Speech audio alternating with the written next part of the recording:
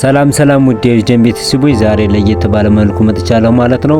በዓለም ላይ ቁጥር 1 ስለሚባለው የእግር ኳስ ተጫዋች ስለ ክሪስቲያኖ ሮናልዶ አዳዲስ ነገርና ስለገዛቸው ቅንጡ መኪኖች እናም የግል ደሴት አለ ስለሚባልለትና የግል ደሴቱን ደግሞ በስንት ብር ገዛው የሚለውን አጠቃላይ ስለ ክሪስቲያኖ ሮናልዶ ሀብት ማለት ነው እናወራለን። ለቻናሉ አዲስ ከሆናችሁ ሰብስክራይብ፣ ላይክ እንዲሁም ለጓደኞቻችሁ ሼር በማድረግ እንተባበር። ወደ ቪዲዮ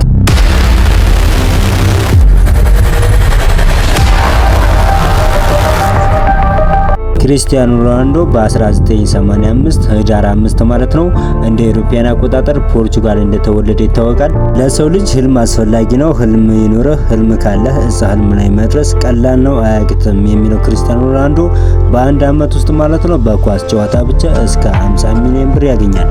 ክሪስቲያኖ ሮናልዶ የግል ድርጅት በጣም ብዙ እንዳለው ይታወቃል። ከዚህም ደግሞ ለየት የሚያደርገው ከሁሉም ኳስ ተጫዋቾች ወይም ከሌላ ሰው ለየት የሚያደርገው የግል ደሴቱ መኖር ነው። ክሪስቲያኖ ሮናልዶ እንግዲህ የግል ደሴት እንዳለው ይታወቃል።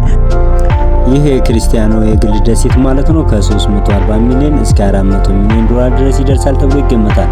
ይህም ክሪስቲያኖ ሮናልዶ ከሌሎች የኳስ ተጫዋቾች ለየት ተደርጎ እንዲታይ አድርጎታል ማለት ነው። ይህ ማለት ደግሞ ክሪስቲያኖ ሮናልዶ የግል ደሴት በመኖሩ ከሌሎች ለየት ተደርጎ እንዲጠራ ሆኗል ማለት ነው። በ2016 ፖርቹጋልን ሻምፒዮን አድርጎ ድል ካረጋት በኋላ ነበር ክሪስቲያኖ ሮናልዶ የሪያል ማድሪድ ኮከብ የነበረው ማለት ነው። ክሪስቲያኖ ሮናልዶ ማለት ነው CR7 ሆቴል፣ ባለ 5 ኮከብ ሆቴል እናም የተለያዩ ድርጅቶችን በመስራት ለገቢው ምንጭ ተጨማሪ አፍርተዋል ማለት ነው። ለመኪና ያለው ፍቅር ደግሞ ከማንም ጋር የሚወዳደር አልነበረም። ያ ማለት ክሪስቲያኖ ሮናልዶ እንደ ሌሎች የኳስ ተጫዋቾች በአንድ መኪና ወይ በሁለት መኪና የሚንቀሳቀስ አይደለም ማለት ነው። በየአመቱ በልደቱ እንኳን ሳይቀር ለራሱ ሰርፕራይዝ እያደረገ መኪና የሚገዛ ሰው ነው ማለት ነው። ይህም ደግሞ መኪና ለመግዛት በጣም ያጓጓዋል ማለት ነው። አብዛኛው የክሪስቲያኖ ሮናልዶን ብር ኢንቨስት የሚያደርገው መኪና በመግዛት ነው። ይህን መኪና ለመግዛት ክሪስቲያኖ ሮናልዶ ያወጣው ብር ማለት ነው 340,000 የአሜሪካን ዶላር ማለት ነው። በጣም ከፍተኛ ነው ያወጣበት። ይሄኛው ደግሞ ኤፍቲኦል TDF ይባላል። ይህ መኪና ደግሞ ክሪስቲያኖ ሮናልዶ ከሚወዳቸው አንዱ ሲሆን 640,000 ገዳማ የአሜሪካን ዶላር አውጥቶበታል።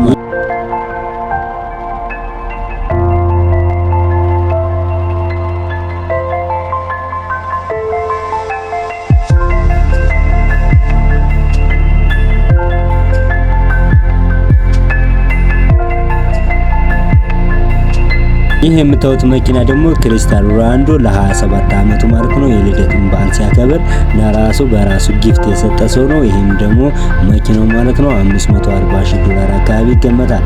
ይሄም ደግሞ ክሪስቲያኖ ሮናልዶ ልደቱን ሲያከብር የራሱን በራሱ መኪና ገዝቶ ለራሱ ጊፍት መስጠቱ ይታወቃል ማለት ነው።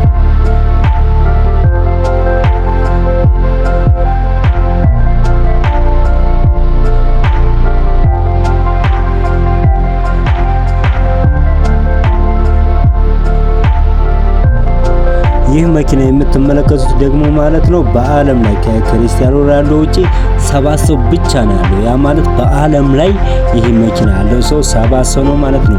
ይሄንን ለመግዛት 8.5 ሚሊዮን የአሜሪካን ዶላር አውጥቶበታል ማለት ነው። እንግዲህ እንደሚታወቀው ክሪስቲያኖ ሮናልዶ አብዛኛውን ብር ኢንቨስት የሚያደርገው መኪና በመግዛት ነው ማለት ነው። በደሴቱ ይታወቃል እና እንደውም አጠቃላይ ክሪስቲያኖ ሮናልዶ ኢንቨስት ያደርጋል ማለት ነው። ፖርቹጋል ሀገሩ ላይ በጣም ብዙ ነገር ኢንቨስት እንዳደረገ ይታወቃል። ይህም ግን ከሁሉም በላይ ኢንቨስት ያደረገበት መኪኖች ላይ ነው ማለት ነው። መልካም እንግዲህ ስለ ክሪስቲያኖ ሮናልዶ ይሄን ነገር አለን። ውድ ተመልካቾቻችን ስለ ክሪስቲያኖ ሮናልዶ ይሄን ነገር አለን። በሌላ ቪዲዮ እስከምንገናኝ መልካም ጊዜ ይሆንላችሁ።